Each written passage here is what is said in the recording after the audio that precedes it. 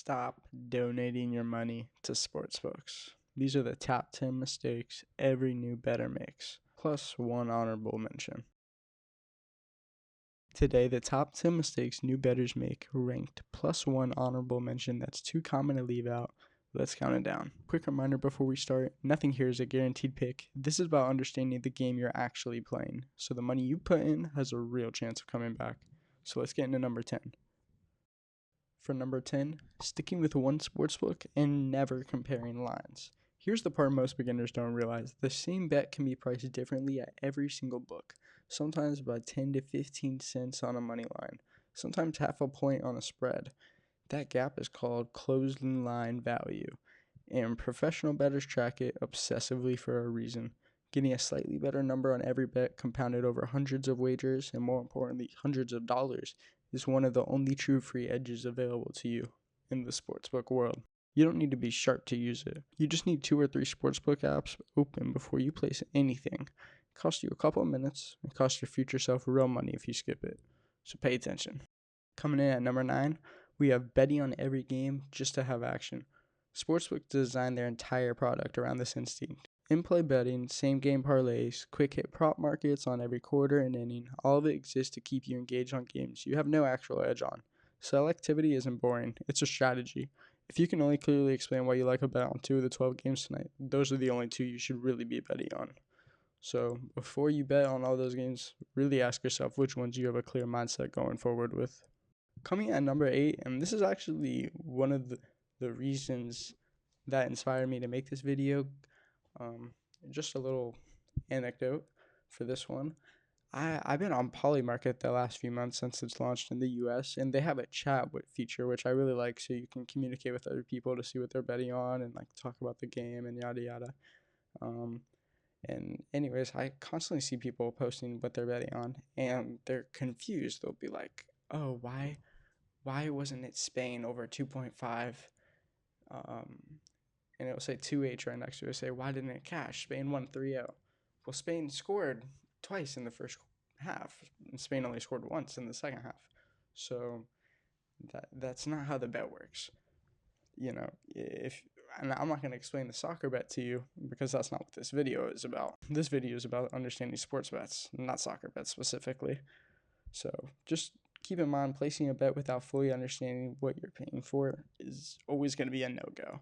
If you're ever unsure, you should always, research everything. I always say research, research, research. This matters more than people think because different bet types can carry wildly different built-in house edges. A straight point spread bet at standard odds typically holds around 4 to 5% for the book. Same game parlays and player props can run a hold rate of 15 to 20% or more because the math compounds with every added leg because the market's thinner and harder to price accurately. You're not just betting on an outcome, you're paying a fee for the bet type itself. Know what the fee is before you click confirm. Coming in at number 7, we have ignoring implied probability and the VIG. Now, here's the math nobody clearly explains to you enough. At standard negative 110 odds, you need to win about 52.4% of your bets just to break even. Not 50%, 52.4%. That extra 2.4% is the VIG, the sportsbook's built-in cut, baked into the price on nearly every bet on the board. That is also why favorites win more often. Doesn't automatically mean favorites are more profitable. A team can be correctly favored to win 70% of the time, but if the price you're paying for implies a 78% chance, you're still on the losing side of the math over time. Winning the bet and winning against the number are 2 different things. Number 6, we have confusing a hot streak with skill. Sports betting has enormous short-term variance. Winning your first 8 or 10 bets can absolutely happen on pure randomness. I know it definitely happened to me the first few times I got into it. And the same way flipping a coin can land head 6 times in a row without the coin being rigged. The only way to know actually if you have a real edge is sample size. Real sample size. Most serious bettors won't draw conclusions before several hundred wagers tracked and reviewed. If you don't have a record of every bet, odds, stake, result, deposits, withdrawals, you don't actually know if you're good, lucky, or just really into a downswing you haven't hit yet. So I really like to keep track of everything. It's very simple. I like to keep mine organized in a spreadsheet. So that's what I recommend. It's very easy to set up. I screen record everything. And afterwards, I just send it over to Gemini. Gemini writes it up for me, and then I review it, make sure it's good, check the numbers. And that's all. It's very simple. It takes like 10 minutes to set up, so highly recommend it. Coming at number 5, we have betting with money you can't afford to lose. This is bankroll management. It's the least exciting, most important concept on the list. Set aside an amount you've fully accepted you could go to zero, then bet in small, consistent units of that total. Most disciplined bettors risk somewhere around 1 to 3% of their bankroll per bet, not because it feels exciting, but because it's mathematically what you keep on the game through a losing streak instead of getting wiped out by one. If a loss would affect your rent, your bills, or your ability to cover an emergency, the stake is too big. Full stop. No questions. And I would also like to say that, unit size, it can differ for different people. Every strategy is different, so take everything I'm saying with a grain of salt, of course. This is just very standard measurements of the 3% of bankroll is a very safe amount to use. It just depends, what you're starting with. If you're using $100, 3%'s only $3. So, you're probably not going to be launching $3 wagers out there unless you're doing 20-leg parlays, which I don't recommend either. So, it just matters to everybody. And, if $100 is all you have for your bankroll, sports bets might not be for you right now. So also consider that. Number 4, we have betting with emotion. Letting attachment override analysis. Your favorite team, your hometown market, the player on your fantasy roster, none of them know your bankroll exists. Emotional bets are the easiest bets to talk yourself into because you already want a specific outcome before you looked at a single number. A simple gut check. Would you make this exact bet at this exact price on 2 teams you had zero emotional connection to? If the honest answer is no, that's not analysis. That's hope with the bet slip attached. Coming in at number 3, we have chasing losses. Trying to win back a loss by doubling the next bet. This is sometimes called the martingale approach, and it feels logical in the moment. Win it back, get to even, move on.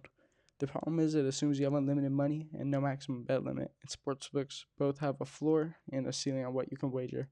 One bad streak with this approach doesn't just cost you an original loss, it can cost you an entire bankroll in an afternoon. The moment you're sizing a bet based on a previous loss instead of your actual read on the game, stop for the day immediately. Now, coming on number 2, we have skipping real research. Saying things like, betting on this team is just better instead of doing the actual work. Injuries, rest and travel, situational motivation, a team resting starters versus one fighting for playoff positioning, recent form versus reputation. Those are the inputs that actually move a line, and sportsbooks price them in before the public ever sees the number. If your entire case for a bet is the team name and the record, you're not researching, you're recognizing. Those aren't the same skills. Coming at number 1, believing this is a realistic path to easy money. In 2025, Americans legally wagered nearly $167 billion on sports. Like I said, sportsbooks kept almost $17 billion of that as revenue, meaning across the entire market, bettors as a group lost roughly 10% of everything they wagered.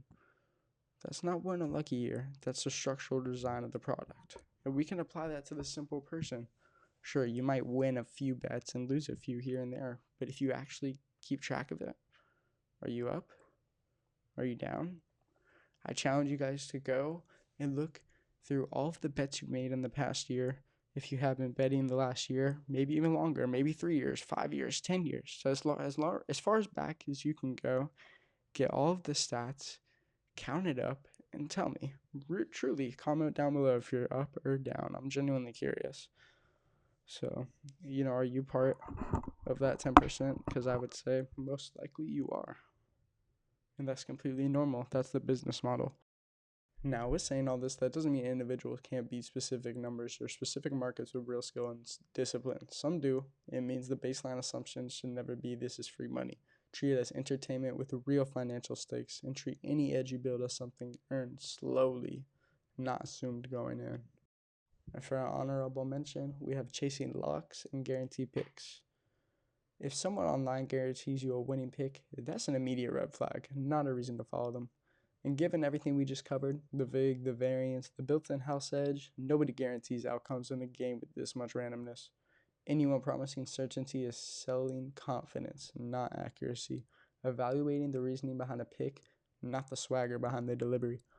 And I would just like to make that point again. Nothing is a lock in sports. If everything was a lock in sports, nobody would watch sports because it would be boring. You would know what would happen every game. So just keep that in mind. That's the list. 10 mistakes and 1 bonus. Comment which number hit closest to home. Let me know why. If this helps, subscribe, because next episode I'm breaking down every major bet type in depth. Money lines, spreads, parlays, props, draw no bet. So you understand exactly what you're clicking before you risk $1 on it. So I'll see you in the next one.